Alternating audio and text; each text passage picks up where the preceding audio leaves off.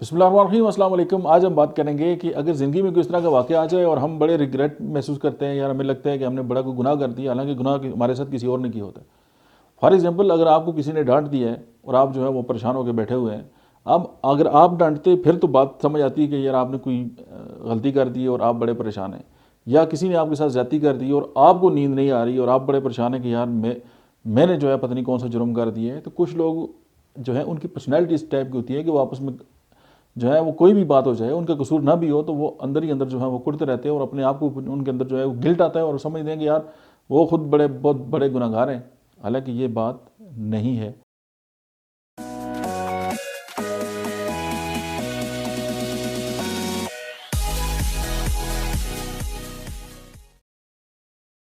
اگر آپ کے ساتھ زندگی میں اس طرح کا واقعہ ہو گیا تو پہلے تو یہ کہ آپ اس کو آئیڈینٹیفائی کریں کہ یار مسئلہ کیا ہے۔ ہمیں سم ٹائم یہ ہوتا ہے کہ ہم مسئلے کا ایسا بنے ہوتے ہیں اور ہمیں یہ نہیں سمجھ آ رہی ہوتی کہ ہم خود مسئلہ ہیں یا ہم مسئلے کا پارٹ ہیں یا ہم تو مسئلہ ہے ہی نہیں ہے۔ ہوتا کیا ہے کہ کسی نے ہمارے ساتھ کوئی زیادتی کر دی، ہم اپنے آپ کو گلٹ فیل کر رہے ہوتے ہیں۔ کسی نے ہمارے ساتھ جو ہے وہ کوئی گفتگو اس طرح کی کر لی کہ جو ہمیں ناگوار گزر گئی، لیکن اس نے غلط بات کی، اس نے اس طرح کی بات کی کہ جو ہمارے لیے ٹھیک نہیں ہے، تو اس کا مطلب ہم نے اس طرح کے لیا کہ یار یہ بڑی زیادتی ہو گئی اور بس ہم کڑنا سٹارٹ ہو گئے اور ہم اپنے آپ کو جو ہے وہ یعنی کہ قصوروار ٹھہرا کر جو ہے وہ اپنے آپ سے انتقام لینا شروع کر دیتے ہیں، یعنی اذیت پسند ہو جاتے ہیں ہم کہ یار ہو پتہ نہیں کیا ہو گیا۔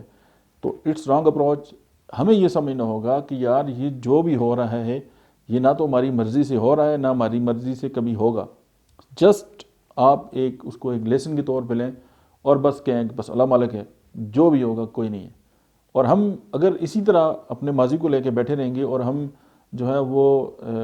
دوسروں کی جو سزا ہے وہ اپنے آپ کو دیتے رہیں گے تو پھر یہی ہوگا کہ ہم جو ہے نہ تو آگے بڑھ سکیں گے، نہ ہم زندگی میں کوئی بہتر کام کر سکیں گے، اور ہم اسی طرح وہ پرانا جو گندی سوچ یا جو نیگیٹو جو اپروچ ہے اس کو ساتھ لے کے یا اس کمبل کو اپنے اوپر لپیٹ کے بس ہم زندگی میں رونا روتے رہیں گے کہ یار ہمارے ساتھ زیادتی ہوگی اور ہمارے ساتھ یہ ہو گیا۔ جو ہو گیا ہونے دیں، اس کو چھوڑیں اور آگے بڑھیں۔ Thank you very much.